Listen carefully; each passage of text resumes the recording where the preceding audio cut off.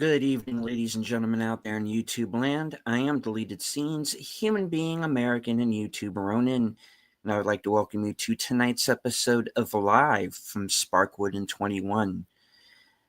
This series is a retrospective of the television series Twin Peaks, the cult classic from the 90s. It's 25 years later. Season 3, which appeared on called The Return, which appeared on Showtime, and all of the multimedia surrounding it, including tonight's presentation, Industrial Symphony #1, The Dream of the Brokenhearted.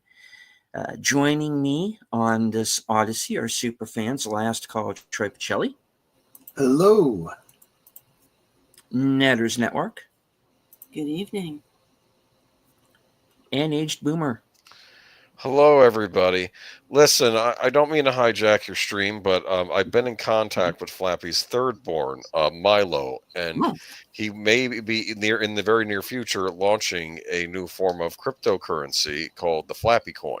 Now, y'all can get in on this if you want, or you could be caught napping and lose out on making a fortune. So I just thought I'd give everybody fair warning. I'm in on it. Another crypto scheme. Oh no. It's not a scheme, man. It's not a scheme. You think Flappy was a schemer? You're besmirching his name by even saying anything he'd be associated with would be a scheme. I don't know. The last scheme I heard about was the Haiktua girl was doing a thing. And I don't know nothing about that. And we may have some Flappy NFTs too in the future too. So I'm getting. Are NFTs still a thing? You know what they are as far as Milo is concerned. Okay. Anyway, you don't like Milo already. I can tell you don't trust him because yes. Would he go by Milo Flappy Son? He's just Milo. No, there's already a Flappy Jr. There can't be another Flappy Jr., much to Milo's chagrin. But, I told you that Flappy Jr. ended up as a 2-piece and a biscuit in a Roy Rogers meal. All right? Well, have his people contact my people. I'll do that. Thank you. Okay. And everyone forgets the middle child. You don't even remember his name, do you? Not off the top of my head, no. See? It was a girl. It was Jan. No, I Jan. Jan.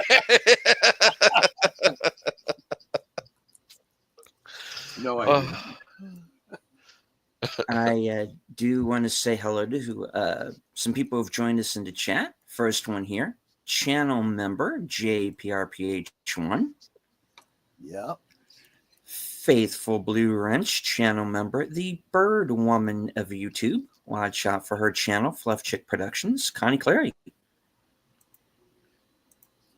The creator of the 10-Word Review, the host of Films with Friends, where I will be appearing this Friday night at 7 for 1969's Marooned Big Out Presents. Something Last Call, Dark Side-ish. Don't know. The Tired Midnight Blogger, the voice of Northern Oklahoma, Curtis Selby. Okay. Scrolling down. JPRPH1 dropping the member chat. Member for 6 months.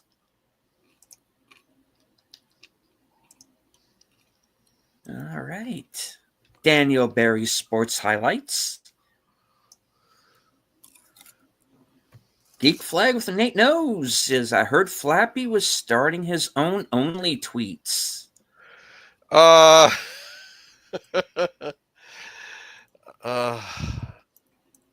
tweets. And man down. Curtis, no, stay with us. There is a show. Gosh. All right. So, Industrial Symphony #1, which, and I know that Troy has his as well. This is the, I don't know if you can see it. This is the Very it's shiny. very shiny. This is a let me try and blow myself up here. I do not have great lighting in this room, folks. This is the original VHS from back in the day, and this was, if I remember, and Troy, stop me if I am incorrect here, please.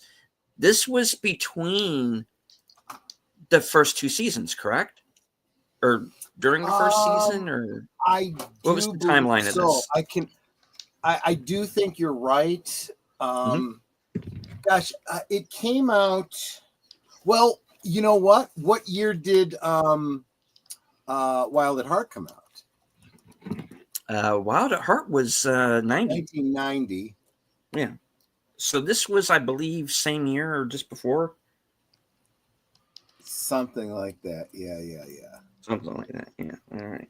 So yeah, it had to be right around there. I do also remember that I got my copy at the record store.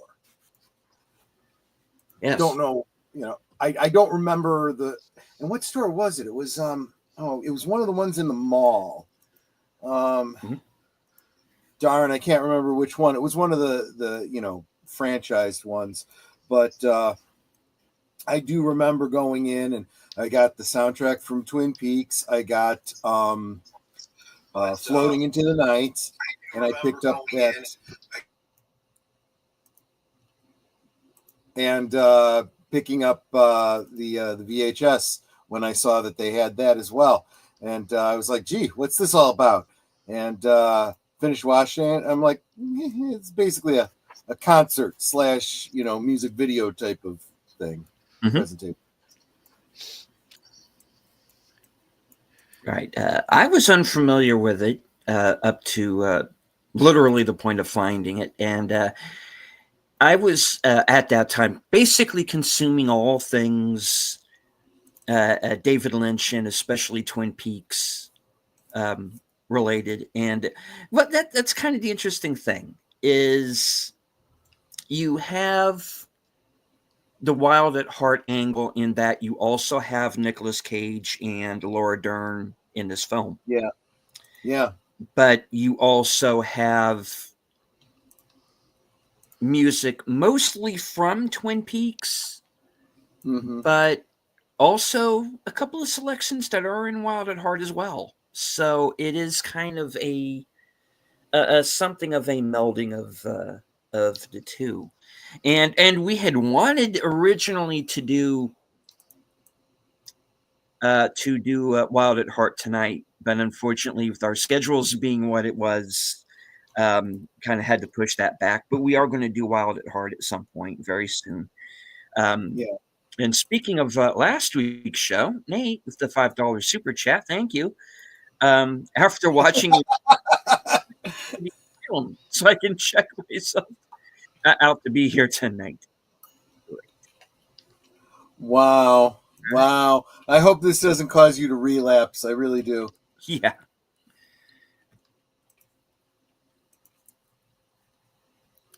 It's not as bad as Eraserhead, but there's some visuals here.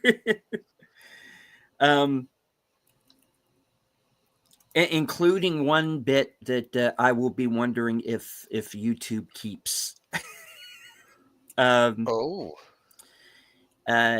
This is also, I have noticed that there are a couple of channels that do have this that appears to be in its entirety. Can't speak to that because I haven't watched it because I have my own copy, as I said. But yeah, you can follow along with us, of course, as usual, on Cosme. The link should be pinned to the top of both chats.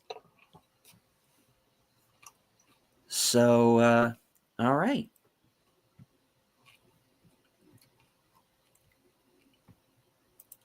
Yep, ready when you are. Let me once again head on over there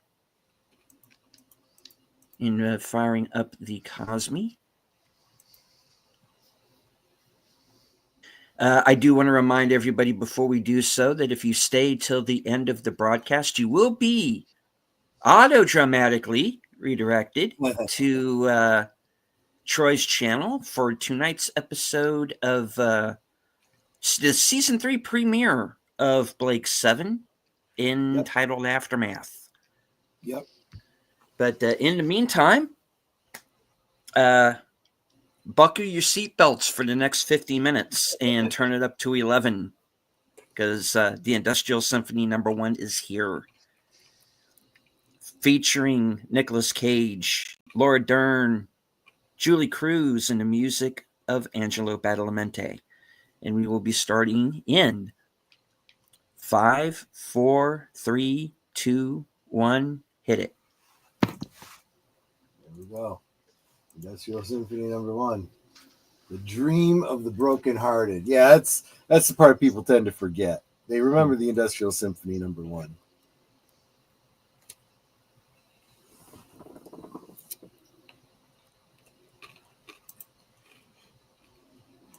Welcome, Daniel Barry Sports Highlights.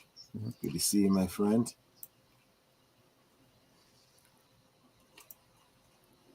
Gosh, she was so young. So was he.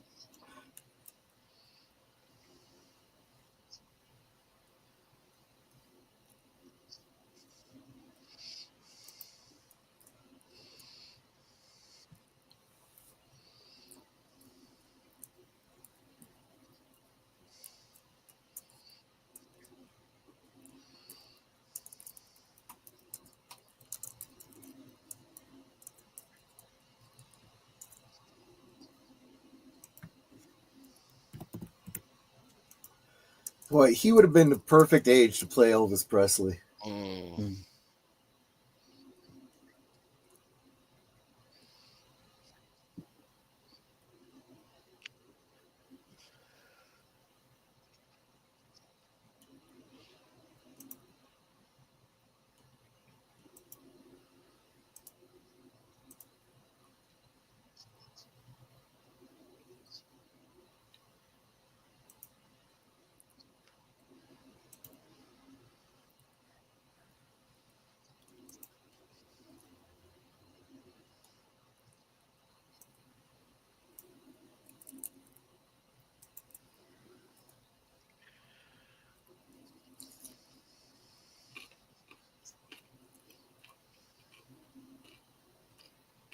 You know what I just realized? You don't ever actually see his lips moving.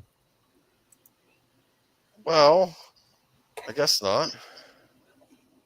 Because it's covered by the phone receiver.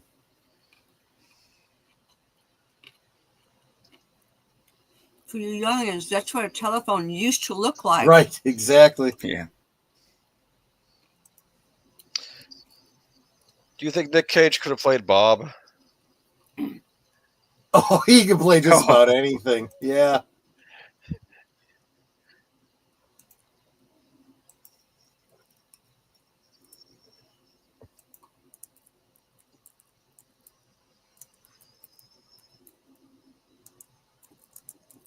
Do you know if this was ever actually performed live?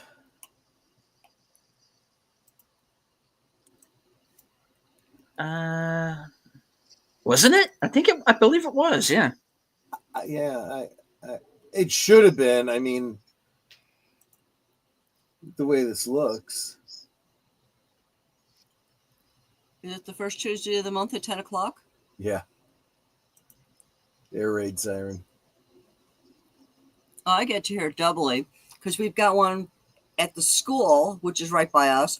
And then there's another one off the major highway. It's Route 59. So it's about like 2 blocks or so down the road. Yeah. And I hear that one too because there's one there.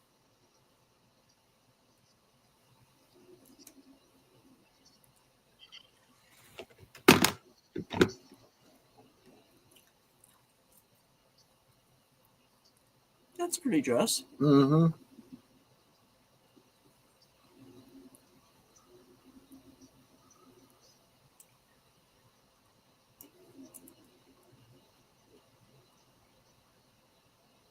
Now, this tune is from Floating into the Night. Am I correct?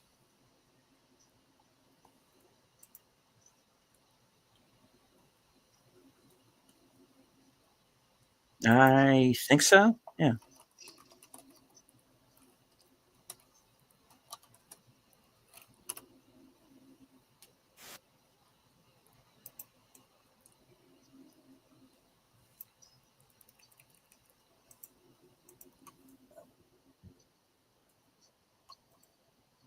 Let's see. I take that back. It was from The Voice of Love. Ah.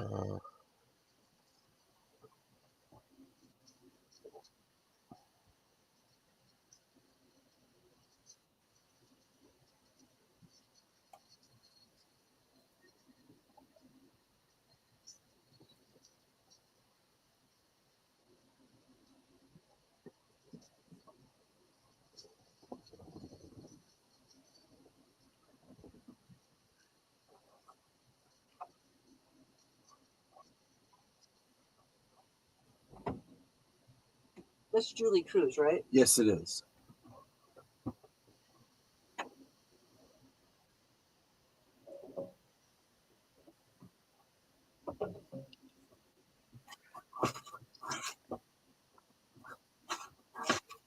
She's got one of those haunting voices. Yep.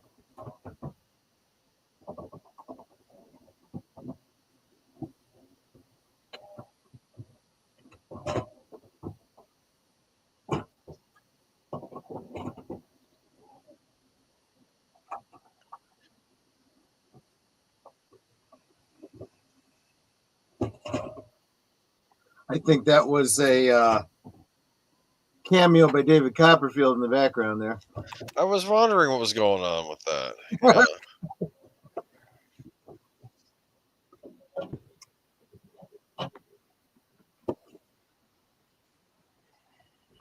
Yeah. That's cute, Nate.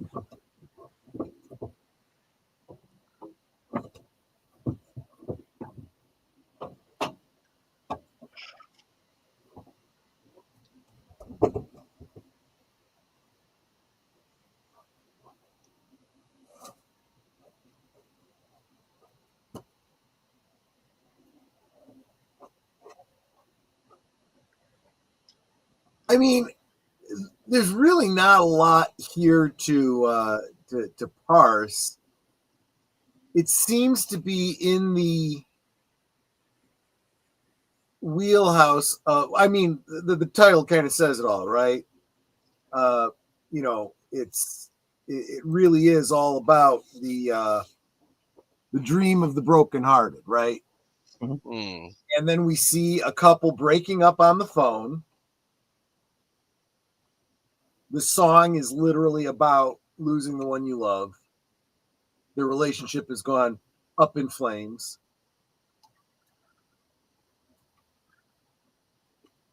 It's Copperfield. Yeah, right. Exactly.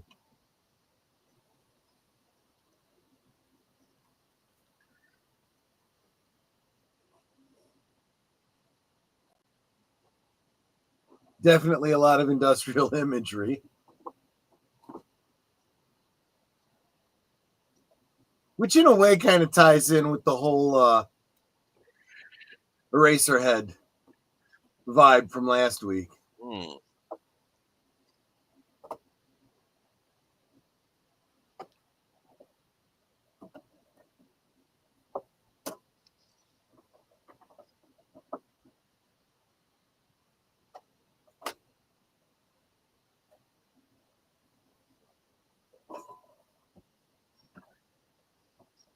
Okay, this is where they need the warning if you're epileptic or whatever. Oh, yeah. Seizures. You would need that up front because there's a lot of that.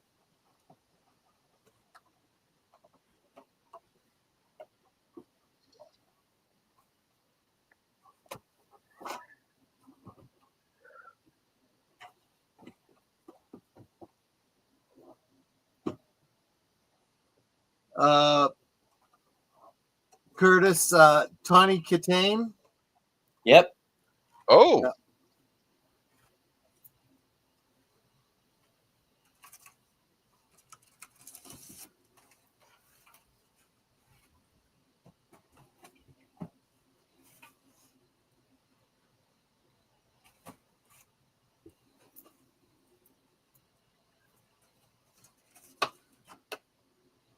Now, we tend to pick apart everything and, what does this symbolize? What is he getting at with this?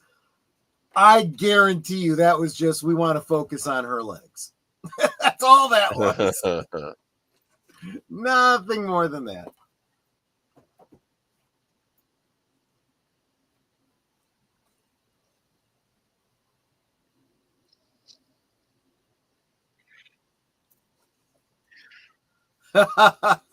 Nicolas Cage would have been Bob on meth. Yeah.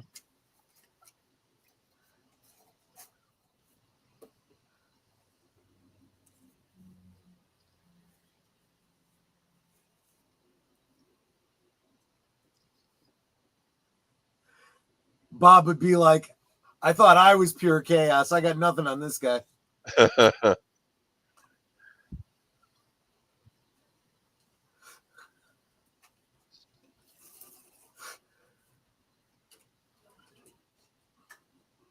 I also like the way the horns actually do sound like sirens.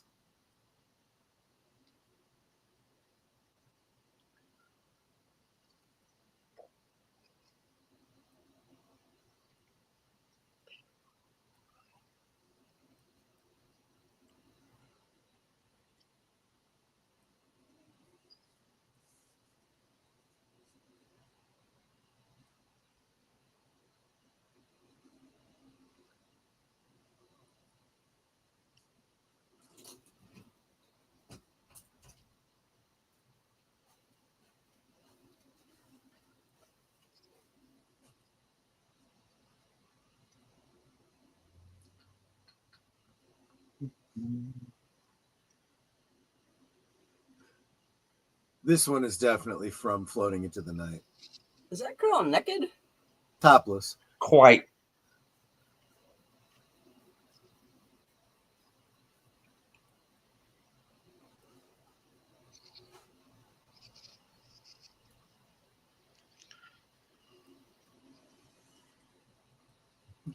I can imagine the behind the scenes on this. Julie Cruz going, wait. I've done all these songs about floating and you're actually going to have me strung up on wires? That seems a little on the nose.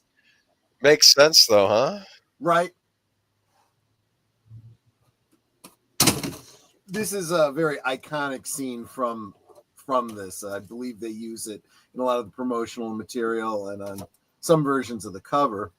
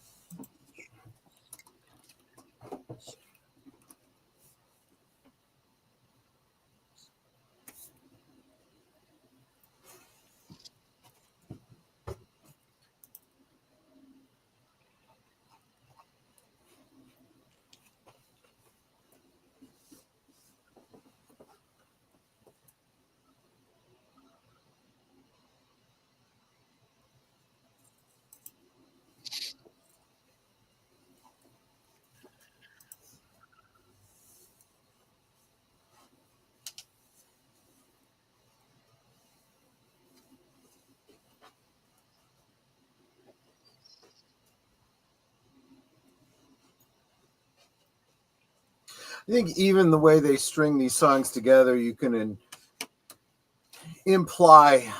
almost imply a narrative to it.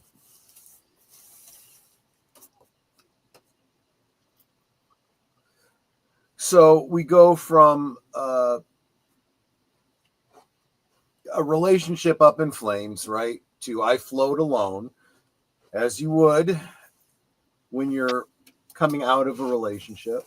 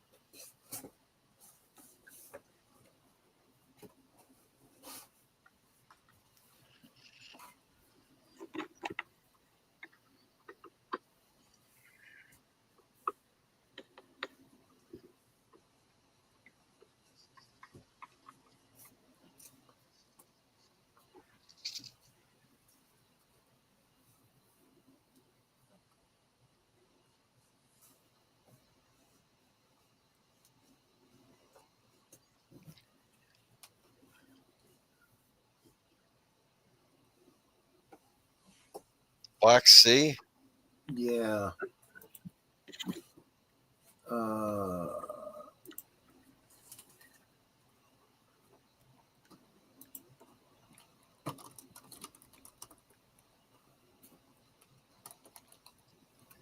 It's a saw. Hey. Yep. Yep.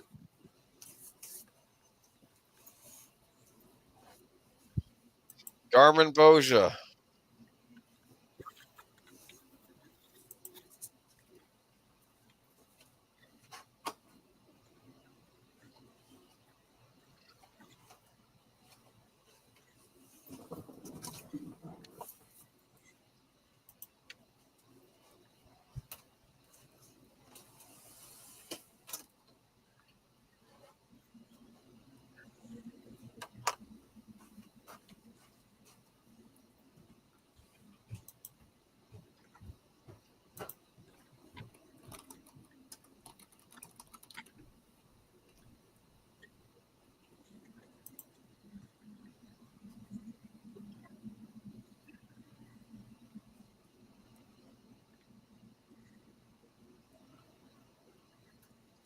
Now, this Black Sea segment, I think, is unique to Industrial Symphony number 1. Mm-hmm. It's clearly not very melodic. It's more ambiance sounds.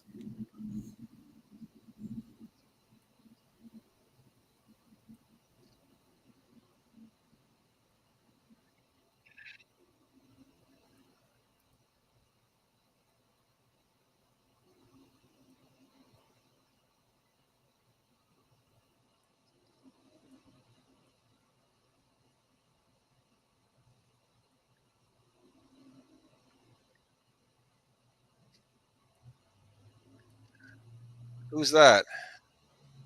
I think it's the bloke that was floating earlier.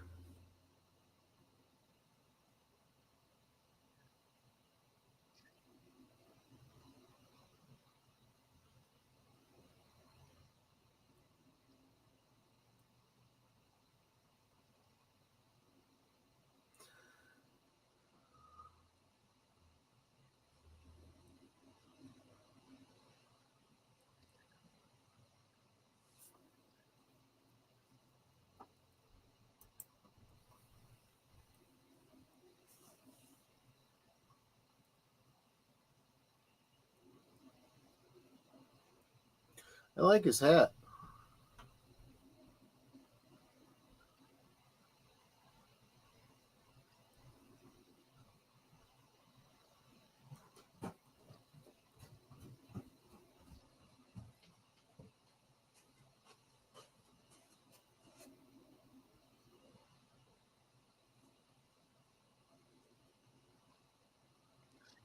What? Wait. Eh,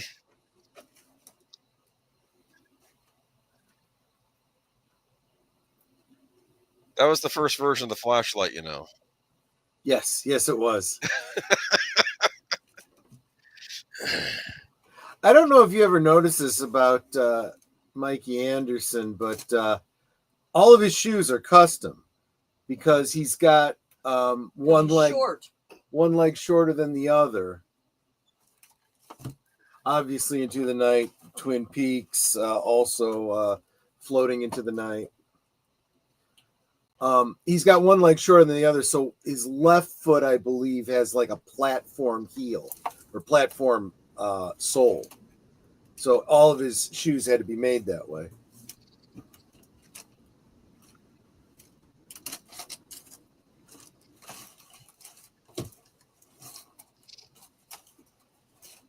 And there's always music in the air. Yep.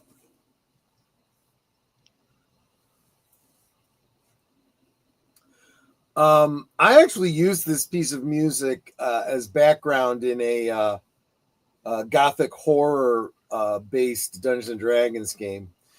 And I timed it very specifically for a bit of a jump scare at that one bridge at the end. Yeah. course, I mean, bit of a spoiler. There's a little bit of a jump scare they throw into this at that point in the song too. Oh.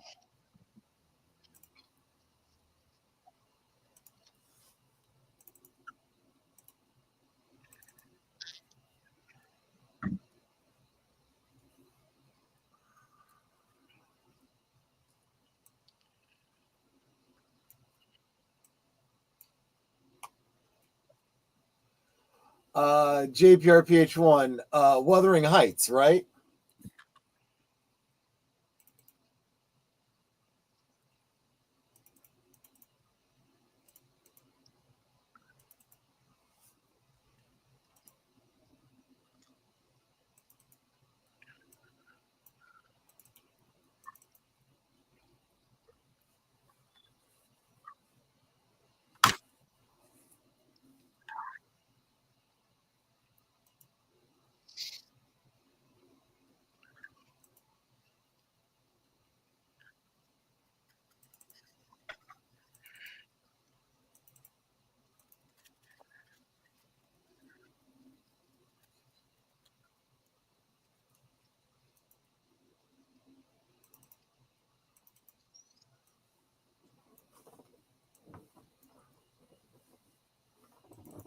I mean, this is a beautiful piece of music. Mm-hmm.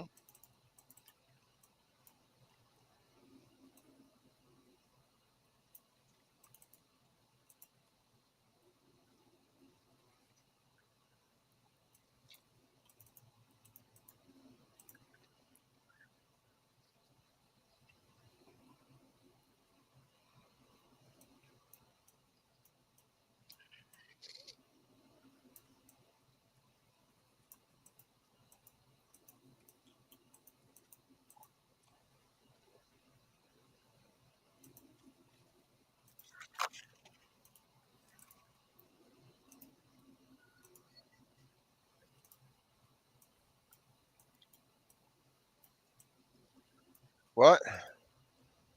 Boom. Oh, Denial. It's not just a river in Egypt anymore. Yeah, exactly.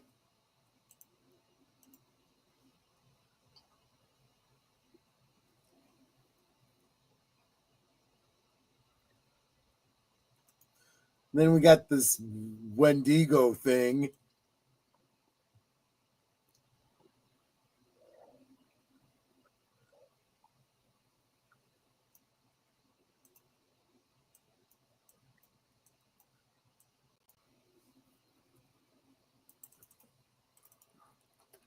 what the heck? Ladies and gentlemen, the tall skinned deer.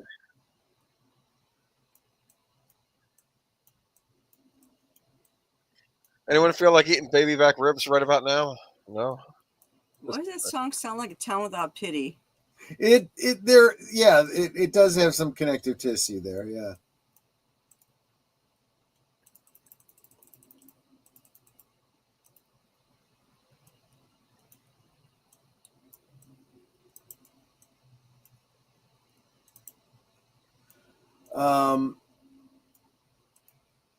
I believe it's from season 2 of Twin Peaks. The pilot. Oh, is this from the pilot? Yeah. Oh, this is the one he plays on the Or the jukebox in the diner, yeah. on the jukebox, yeah.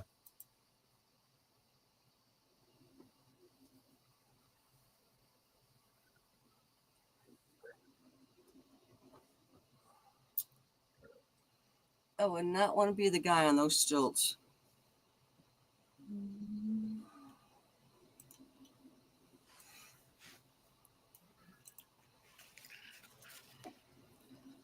What in tarnation indeed.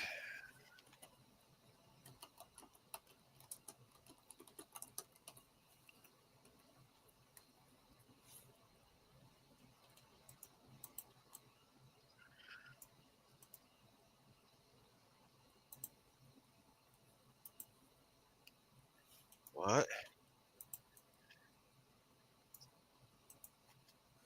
This one, I believe, is also unique to Industrial Symphony number 1.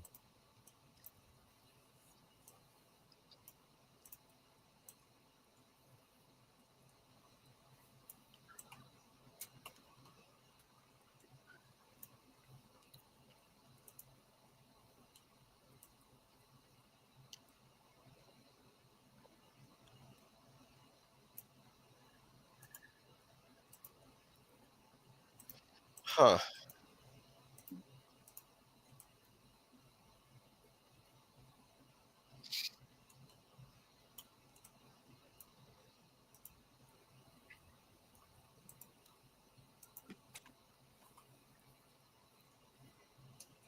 It was at this point where my dad was going, okay, what?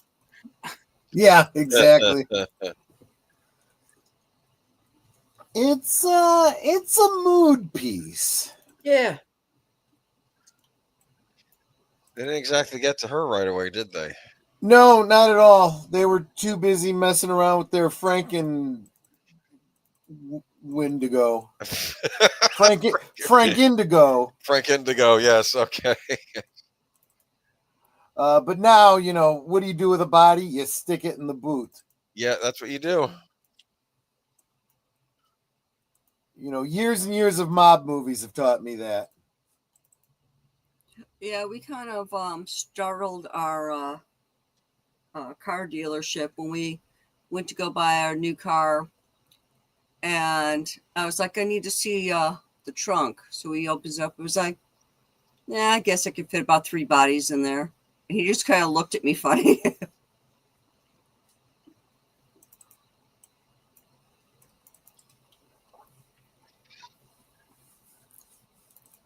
It's like, hey, my last name does end in a vowel. We're talking family business here.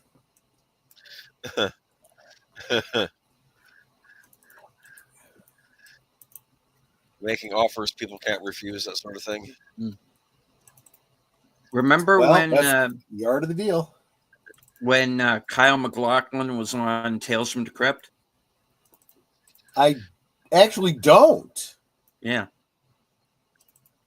He's this escaped serial killer, and he's got a cop chasing him through the desert.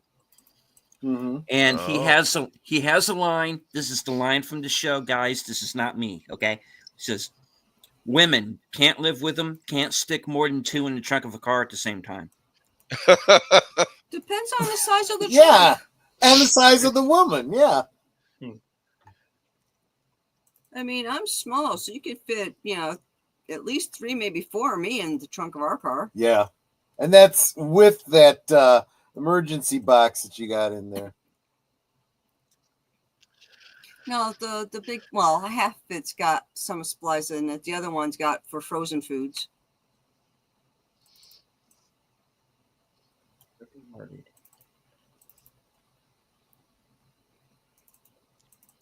that Tawny Katane again? No.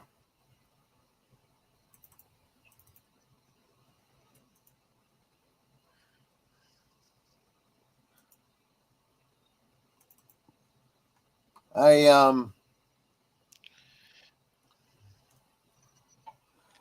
gotta say, this is actually better, like beatnik style poetry than anything that William Shatner ever did. No offense to William Shatner. I never liked his spoken word stuff. She packed my bag last night. Pre-flight.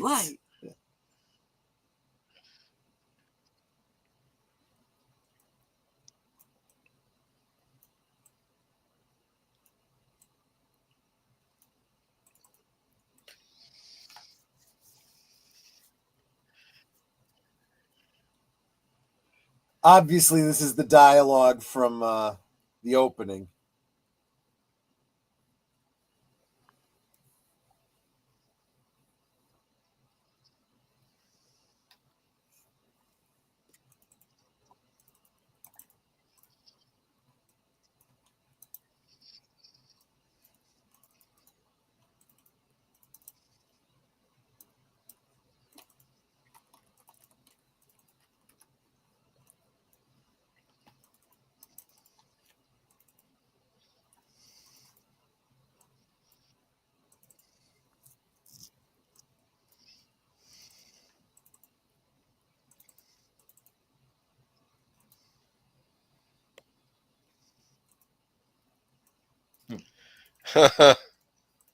Okay.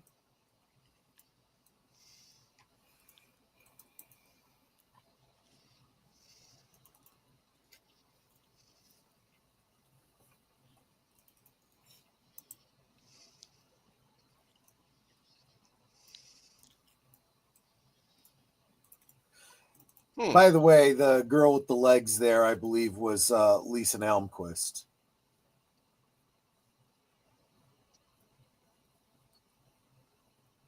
I guess she ain't dead no more. She got better. Of course, this was featured in Twin Peaks. It was also featured on Floating into the Night, I believe. I believe it was. Yes, it was.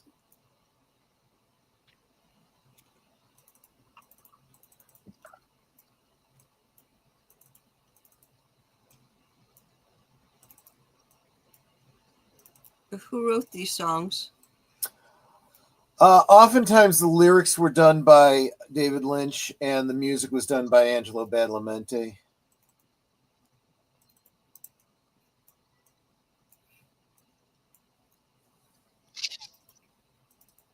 I could also see this working in Mulholland Drive as well. Oh, absolutely. In that particular. All right, Shadows in My House. Manny Has Brown Eyes. She'll Never Go to Hollywood. Yeah. Yeah. Which again underscores how much overlap in narrative these stories all have. How there's value in, even two apparently unrelated Lynch productions. Big chunks of plastic. I was actually thinking that too, Nate. He said, I think Al Bundy said it the best. Women can't live with them. Yeah. This is the blood wine, and this is the barrel. Drink full and descend unto Grethor. The white of the Targ's eyes is the dishonor within. There you go. Nate with okay, back to the asylum. Yeah, exactly. She's actually singing from the boot of the car.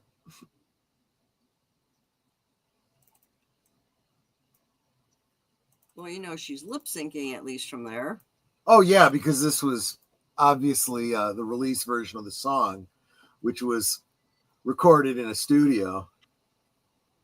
And then you got these chorus girls snapping their fingers wearing gloves. I'd like to know how that happens.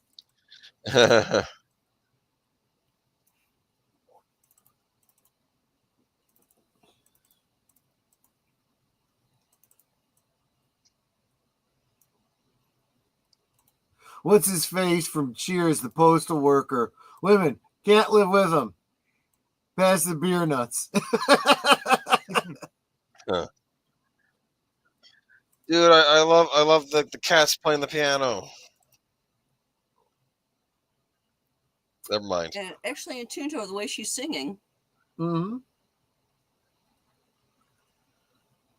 Oh, you got a gig this weekend, huh? I forgot. The local con, right?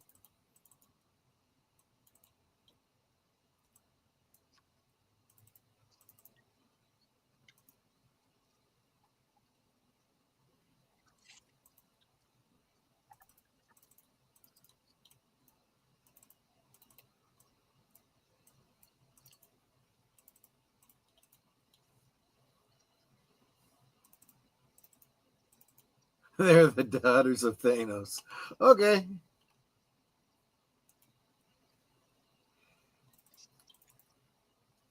So there's a greater than zero chance he's going to throw one of them off of a cliff, is what you're saying.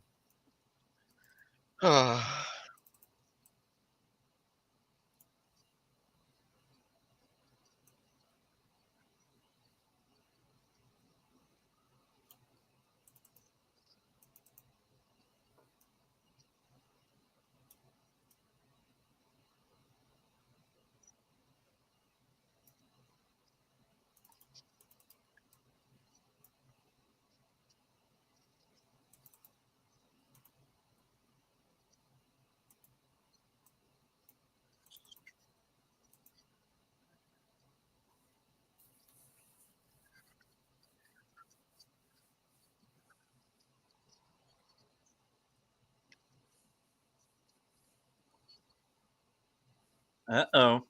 What's coming?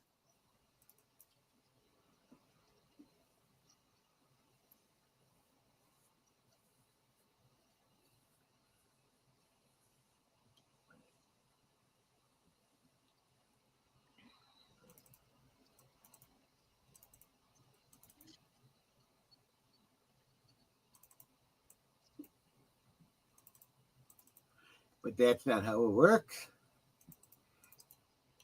My dad once said, son, women have the gold mine and we have the shaft. Yeah. They say they'll split it all down the middle, but then they give her the better half.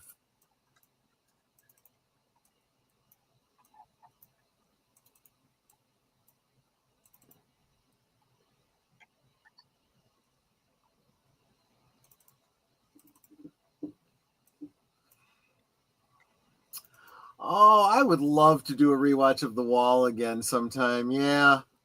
I'll have to throw that into my hopper of possible films to watch.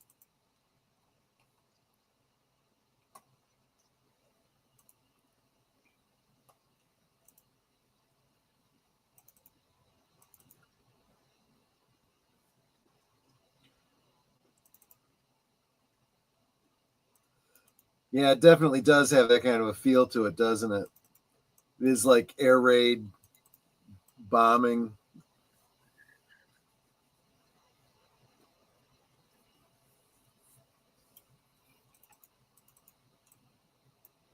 What? Wait, am I seeing what I think I'm seeing? Yeah.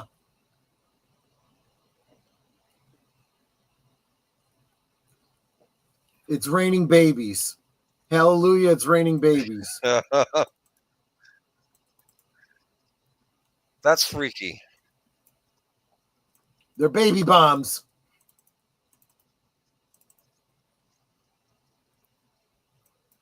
Did one of those baby dolls look like David Bowie?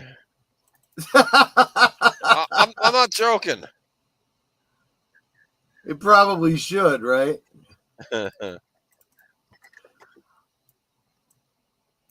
I am almost certain that this predates Fire Walk with Me. Am I right on that, Deleted?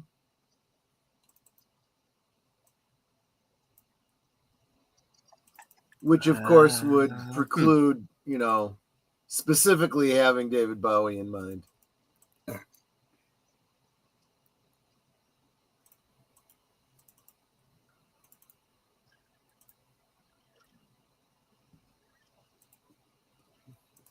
Hey, teacher, you're kind of freaking me out. Now they're going This back. Streets of Fire sequel is weird. Yeah, exactly. Yes. Yeah. It's by David Lynch. This whatever is weird. Yes, that's intentional.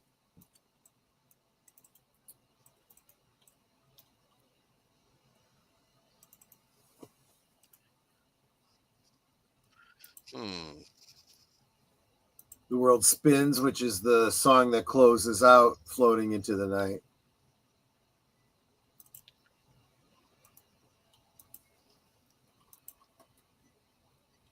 And of course, the episode where we get the reveal of course, Leland. Right.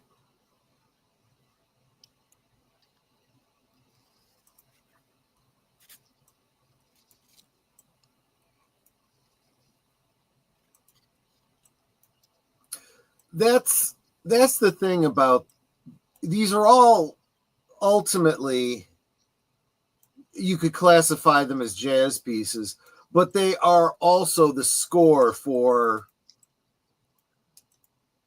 Twin Peaks and a number of other things. They convey a mood. Most of them are haunting, bittersweet, tragic.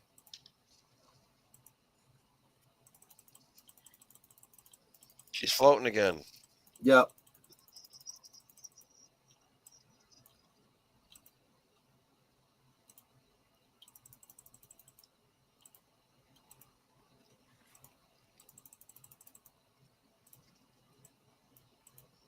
That's actually a really cool GIF, Nate, of Laura wrapped in plastic in the water. You don't usually see that particular imagery.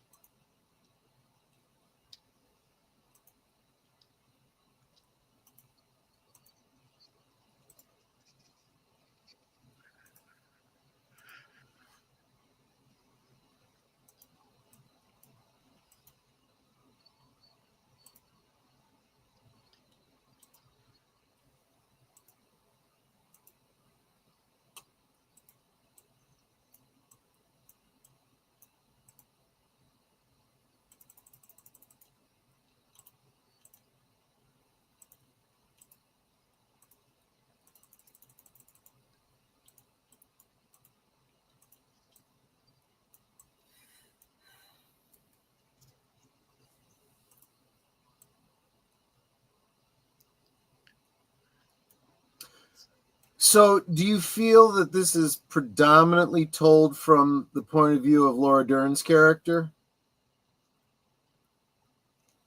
Oh, absolutely. Yeah.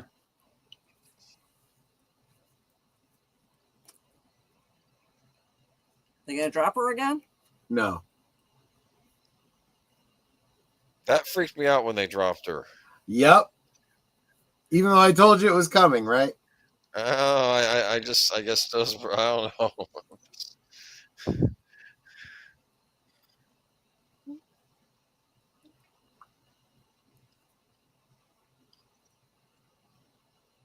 I wish to do more violence.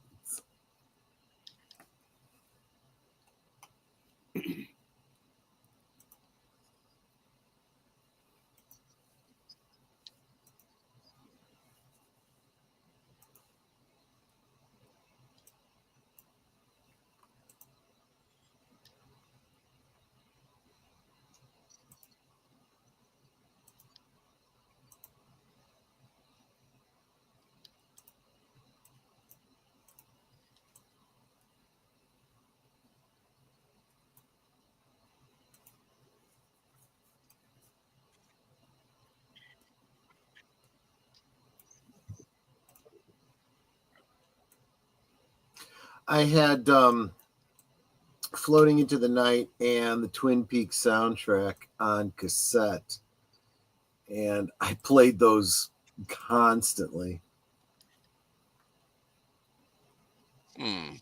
Oh, as did I. Yeah.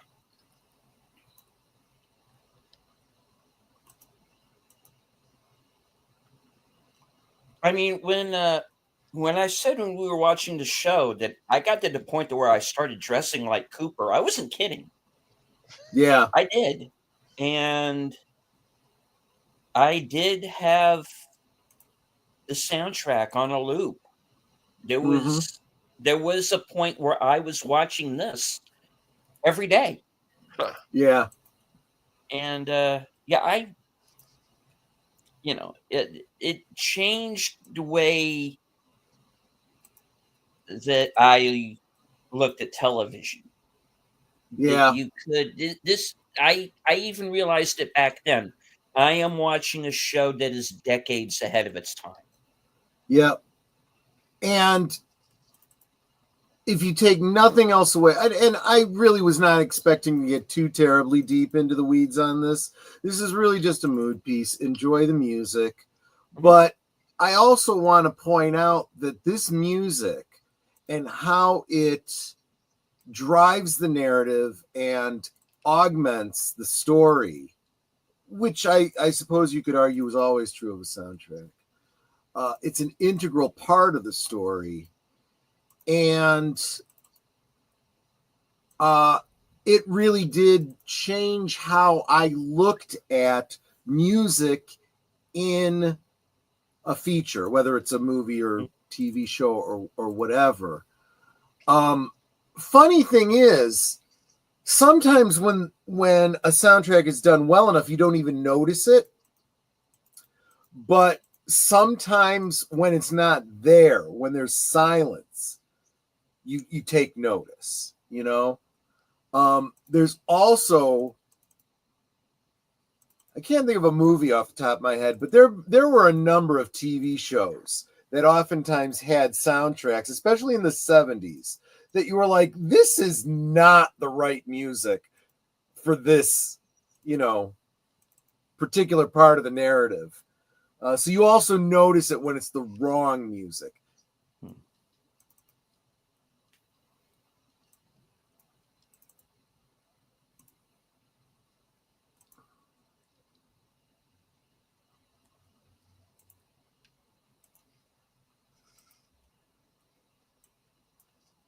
So when did this come out in relation to the show? We were debating on that. Steven thinks it came out between seasons 1 and 2, and I think he's probably right, but I'm pretty sure it came out before Fire Walk. Yeah, before Fire Walk with Me. Mm-hmm. Which I suppose would be on track there because Fire Walk with Me came out the year after season 2.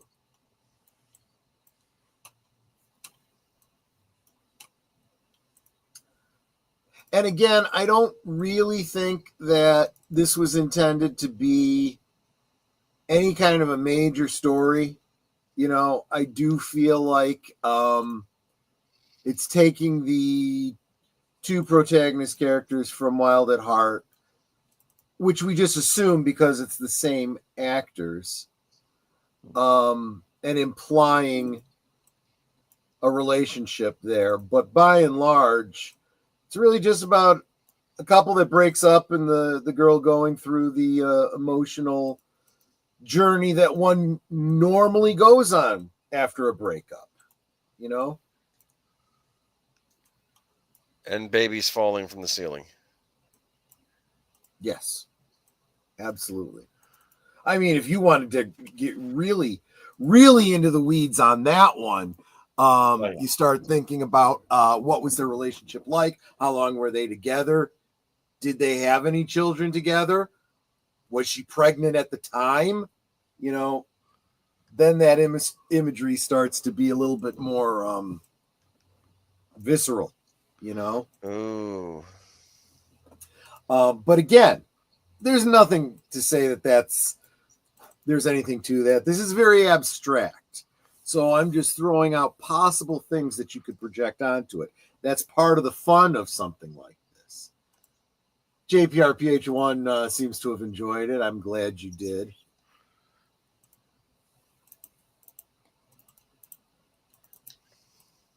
I mean, yeah, I actually feel pretty good. That was pretty nice. Oh, I still feel it's a little sad. It is. It is a little bit sad. I still feel it's a little bit weird. It is a little bit weird. That's true. So, Mr. House Party 6, thank you very much for the $10 super chat. Oh. I believe that's over there on Deleted's channel. Looked the title up at an interesting. Oh, it's It's on mine. Oh, it's on yours. An interesting topic while not being music by Ministry. Okay. Yeah. Okay. Fair enough. Fair enough. Yeah. So, oh gosh, that is creepy, Curtis. Thanks a lot for that. But thank you very much, Mr. House Party 6. That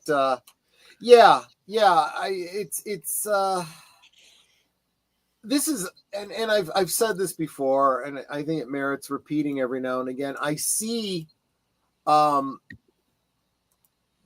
I share these things with you guys, but there's no way that like we could possibly even with Deleted and I sharing with you our history and recollections of these, of our experience with this music and these shows.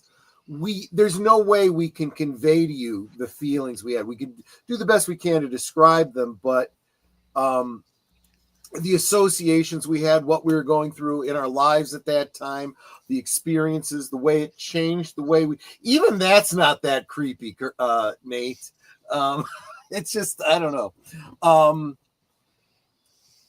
There's no way we can convey that to you, right? The best we could do is just share it with you, share what we experienced, and hope that maybe in the sharing you enjoy this experience of consuming it with us in this kind of a setting.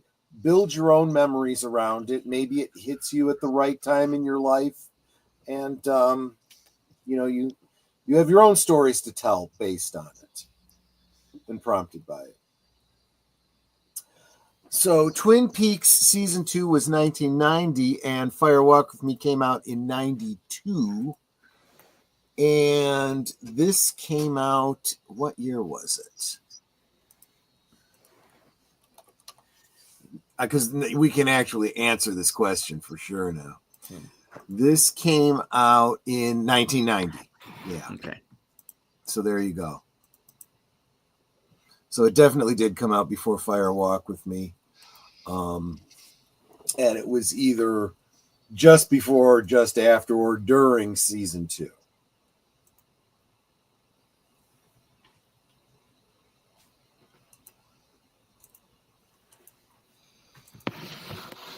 Yeah. So how you feeling, Boomer? What did you think of it? This was odd, man. So you could just go into a store and buy this on VHS, and you would bring it home with you, and you'd watch it over and over again. Is that right? Yep. Yeah. And sometimes I wasn't even watching it. Sometimes I just put it in to listen to the music. So you had Industrial Symphony #1. I had the Gate to the Mind's Eye. Okay. Oh, okay. There you go. And when I was working at the video store, I would sometimes do that. I'd put in movies just to hear a certain tune. Like I'd put in Goodfellas because I wanted to hear the back half of Layla by Derek and the Dominoes at the end. You know, that piano piece? Oh, yeah.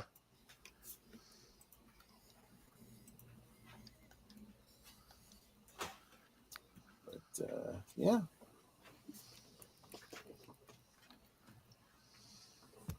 So, not much. I don't think there's much to say about that one. It's just good stuff. take it as it is. Yeah, it's just music to enjoy with some cool visuals to go with it. The other thing too is this was 1990, so this was, the end of the 80s, right during that whole MTV era where,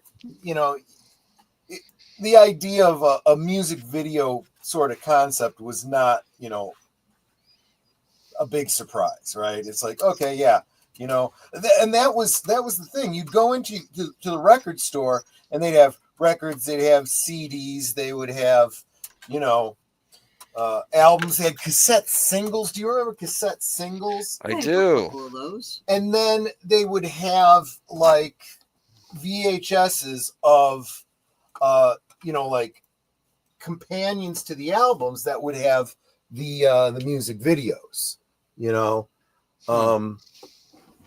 and so it was in that section where I found this, and they would have like, the rock operas like Tommy and The Wall and stuff like that.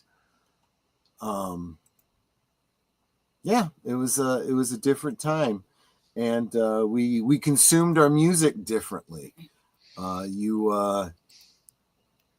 If it wasn't something that played on the radio where you could just hit the record button on your cassette, you would have to go out and, get your own physical media somewhere. Although I suppose late 80s, early 90s was when the whole Napster thing got started and whatnot. Napster. Mm-hmm.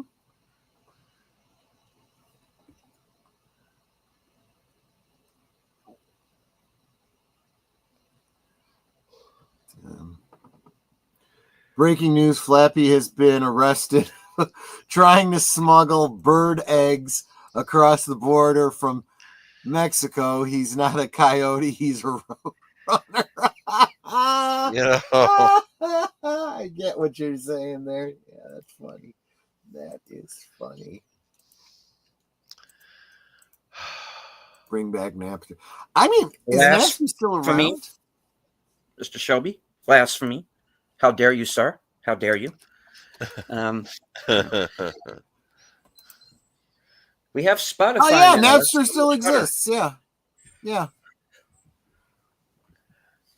Napster still exists. It's now subscription service for listening to music, like a streaming service.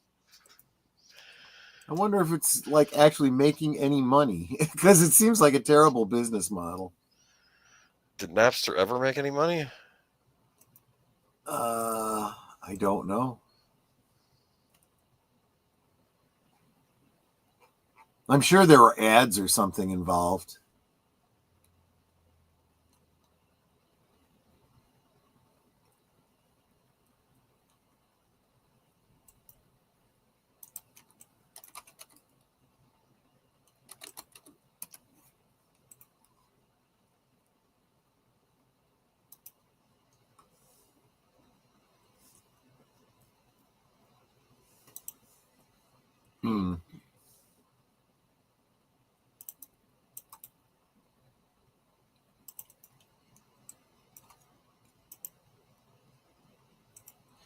Anyway, I got nothing else.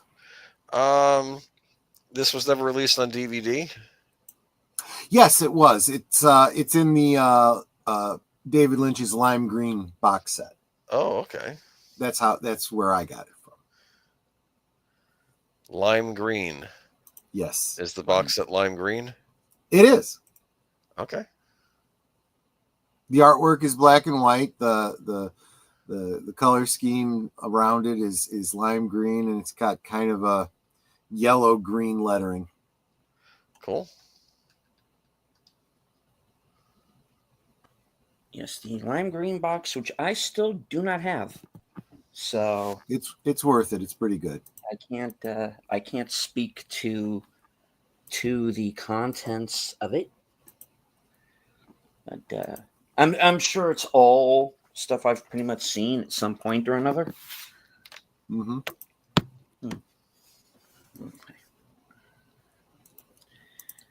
Okay. Off topic, but a good question. Has anyone here seen The Bondsman with Kevin Bacon? His series on Amazon. No. Not yet. No. I didn't know that was a thing. Mm-hmm. Yeah. I've just recently kind of gotten the impression that a whole other problem with streaming services is not knowing what's out there. Yes. Because apparently there is this Monarch series on Apple. I didn't even know it existed. That's Apple TV. Kurt Russell's in it. Yeah. Kurt Russell is in it. I mean, that's just it. It's like, are you kidding me? You got a big name star in a series based on something that did really well at the theaters. Who knows about it? The 10 people that subscribe to Apple TV. Well, right. I'll say this, at least for the Amazon series, they do release those on DVD, at least. Uh-huh. But I don't know, those Apple shows, they never show up anywhere but Apple. Yep. That's what I mean. I don't really understand how, this stuff ever gets seen, I don't understand the whole business model. I just got to be honest. I don't know. I blame the pandemic for a lot of this. I think that spurred everybody into streaming, and I don't know. I think it's just taking a while for it to just die and just. I don't blame the pandemic any more than All the pandemic was a catalyst, right? Right. So these entertainment industry saw this as an opportunity, took it, but did not think through the long-term consequences of what they were doing. You know, I've compared it to a company that makes change machines. You put in $1, you get out 4 quarters. And oh my God, we broke even? Well, I guess we got to make more machines. You know, there's no thought through, you know, what the money maker is in that. And obviously, you know, it's kind of a joke because nobody makes change machines to make a profit. You buy change machines so that people can make change to give you money for other things. You know, it's a tool. It's a loss leader, right? You spend money on this. It's an investment in your business, like in the arcade, right? You get quarters, yeah. And it could be that streaming services could do the same thing. If you make a movie, release it in the theater, you then can put it on your own streaming service. And well, you know what? You can either buy the DVD or you can pay us to see our entire back catalog of everything you've ever seen, you know, of ours, you know, but they don't do that. And they're playing the stupid Disney vault idea, and it's killing them. It really is killing them.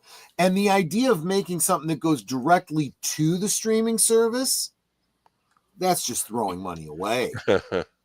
You spend, you know, $100 million to make a TV series, you know, a season of a TV series. You're not making $100,000 more, or 100, I don't know. However, I don't know what these big numbers are, but you're not making that money back in subscribers. You've already got all the subscribers you're going to get. It's going to fluctuate a little bit, but you're never going to get enough people now subscribing that aren't already subscribed to pay for that series that you're making. So you are losing money.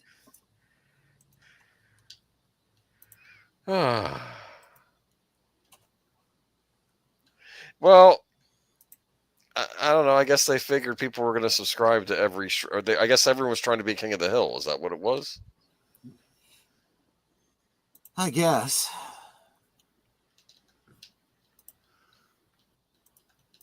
Curtis says, the Vault idea was a great idea before streaming. Now all it does is make them too irritated to want to use your streaming service. Yeah. Nate says that no studio should have a streaming service. You let some other guy have a streaming service, and the studio should be selling and releasing down movies to him. That's what Sony does. That's what Sony does. They sell to whoever buys their stuff. They didn't get into the streaming war.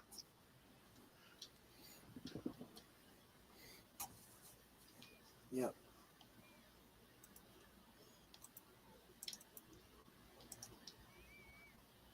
All right. Well, Boomer, what do you have coming up? I'm going to be on a certain last call with Troy Pacelli, but I'll let him go more into that when he goes to his round. We'll have Geeky Geezers on Sunday. Not quite sure. We've already got a lot of stuff for Geeky Geezers. You can like tell what? There's some deaths. Oh, look at your notes. I sent you like 5 or 6 already. I don't know. I guess I didn't catch up today. I'll take a look. Let's see. What do we got here, huh? We got Snarf the series, live action. I'm kidding, of course, but they're already planning it. Oh, thank God. I was going to say, you must have dropped one that I haven't seen yet. No, I'm just... Let's see here. Folks, he does do this to me. He drops articles, and I'm like, I have no clue what this is, but okay. Oh, there's going to be another John Wick spinoff. Okay. I'll say this. The ballerina trailer looked good. I did see the ballerina trailer recently. Mobile Suit Gundam, directed, back respect to... Okay, well, we'll see about that.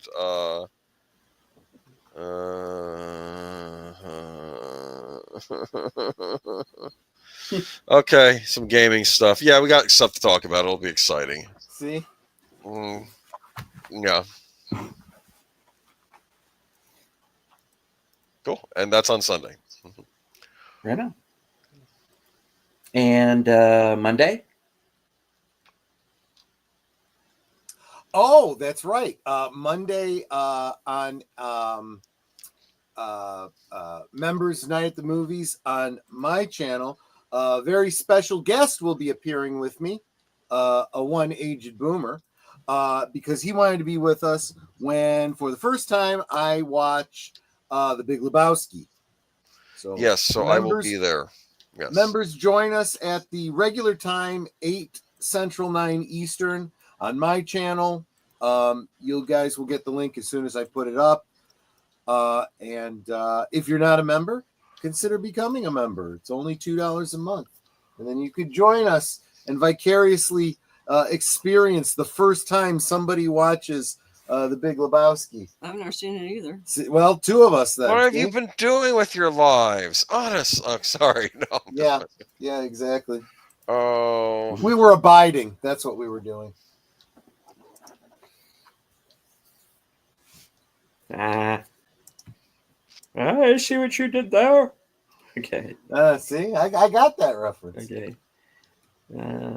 So, Troy, what else do you have coming up besides Members Night? Well, every day I'm day drinking. So join me for liquid lunch every noontime Central or 1 o'clock Eastern, where I'll have a different topic every day and a little drink. And Thursday, I will be over on Netter's Network. She'll tell you all about that. But Friday is a very special last call because Michael French over at Retro Blasting has just finished up with a major project, the Rogue One Deep Dive, and he's taking a little bit of a breather. He can join us on Friday for the part 2 of our James Bond retrospective. So I am very much looking forward to that. I've already got a promo out there, a promo that will play at the end of Blake 7. And yeah. And speaking of Blake 7, that's where we'll be going right after this. So just stay with us. And then Saturday, I'll be on Netter's Network for her watch party that she'll tell you about. Sunday, I'm on with Age of Boomer for Geeky Geezers. And I am way behind on getting clips out. So I'm going to start flooding you guys with clips from Geeky Geezers. And liquid lunch. Yep, I mentioned liquid lunch at the beginning because that's what I'm pushing. That's what I'm trying to tell people about because it's new and you got to know about the new stuff. Yes. All right, Netter. That's it. Let's see. As Troy has mentioned, on Thursday, I will have a very special guest, Curtis Selby, who will be promoting his brand new channel. Nothing to see here, citizen. And then on Saturday, we'll be watching 4 Rooms. And then, of course, I guest host on Troy's channel for various things. That's it for me. Yeah. That brings things back on around to me. Thursday, of course, join me after Thursday Things for coming attractions. Chance to find out what I'm going to be up to for the next week. Up to and including Friday night's special edition of Films with Friends beginning at 7 p.m. Special time as we are going, as Big Al Presents and I are going to be watching Marooned from 1969. Which, of course, those of you who are MST fans will also know as Space Travelers. But this is where it came from. This is going to be the full uncut version that actually makes sense. So, yeah. And then you'll see how much fun it is when it doesn't make sense. Yeah. Gene Hackman goes full Shatner. And that's all I'm going to say. So, and of course, Gregory is pretty much Gregory Peck, and I will probably be doing my Gregory Peck impression throughout the broadcast to Funny. such a point that the owl will no longer allow me to co-host the show. Anyway, moving on. All right, so let's see. Sunday, both unscripted and reserved seats will return. Guest to be determined. Unscripted will be episode 108. The name of the game is what I'm going to be calling the episode, because there's a certain feature film that changed the title for certain reasons. And I have something to say about that. So we're going to be talking about that. And then if all goes to plan, I will at some point, of course, be joining Members Night, the last call, Members Night to Movies. I might not be able to be there right at the beginning, but I do plan to be there at least for the second half. So you can find me there. And then, of course, join us right back here. Same bat time, same bat channel for the next episode of Live from Sparkwood in 21. All right. And, of course, I do want to remind everybody that if you stay to the end, you will be auto-dramatically redirected to Blake 7, Season 3, Episode 1, Aftermath. So we'll find out what those pesky aliens are up to and where the gang from the Liberator ended up. Yep. All right. Netter, would you like to take us out with your last words? Your closer, I should say, not your last words. No. Oh, my God. It's because you watched so much death and destruction with that thing. To be condemned. Yeah. What does the condemned have to say?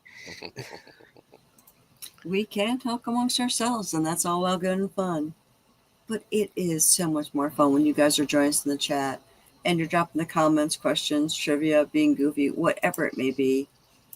And it doesn't feel like we're separated by miles or continents in some cases. It just feels like we're all hanging out in our family room, passing the popcorn, having a great time. And you guys, you know you're not just our friends. You are our family. We love you guys, and we appreciate it. I mean, you could be anywhere right now, and you're here. That's so encouraging. So thank you for being here. Thank you for the many ways that you support us. And until next time, good night and God bless. All right. And as I say at the end of every show, thank you all once again for joining us here in the live chat and on Cosme. I want to thank Connie, JPRPH1, Nate, and Curtis Selby, and of course Mr. House Party 6 for the super chats and the member chats. And I want to thank everybody who joined us tonight on X. I can't see you, but I know that you're there. From HQ, the intersection of Sparkwood and 21, and all points north, south, east, west, and beyond. Good night, take care, stay strong, be safe and healthy, because this is how we win.